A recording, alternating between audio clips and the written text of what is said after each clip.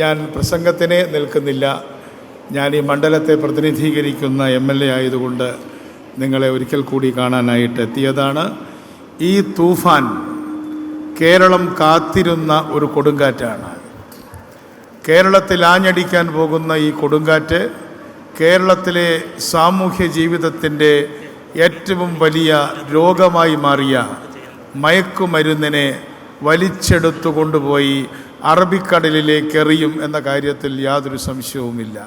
നിശ്ചയദാർഢ്യത്തിൻ്റെ പ്രതീകമായ നമ്മുടെ ആഭ്യന്തരമന്ത്രി ശ്രീ രമേശ് ചെന്നിത്തല ചാർജ് എടുത്ത അന്നു മുതൽ ഇതിനു വേണ്ടി നടത്തിയ പ്രവർത്തനം ഇന്ന് കേരളത്തിൽ ഒരു വലിയ വിജയമായി മാറിയിരിക്കുകയാണ്.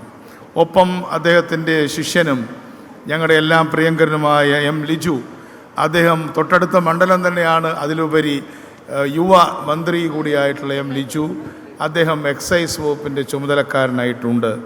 അവർ രണ്ടുപേരും കൂടെ ചേരുമ്പോൾ നേരത്തെ ആഭ്യന്തരമന്ത്രി പറഞ്ഞതുപോലെ ഈ കച്ചവടം, ഈ മയക്കുമരുന്ന് കച്ചവടം നിർത്തുന്നതാണ് എല്ലാവർക്കും നല്ലത്.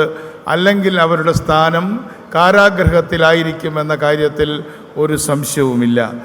ഈ യോഗത്തിന് ഞാൻ എല്ലാ അഭിവാദനങ്ങളും അർപ്പിക്കുന്നു. ഈ പരിപാടിക്ക് എല്ലാ ആശംസകളും അർപ്പിക്കുന്നു. നന്ദി, നമസ്കാരം.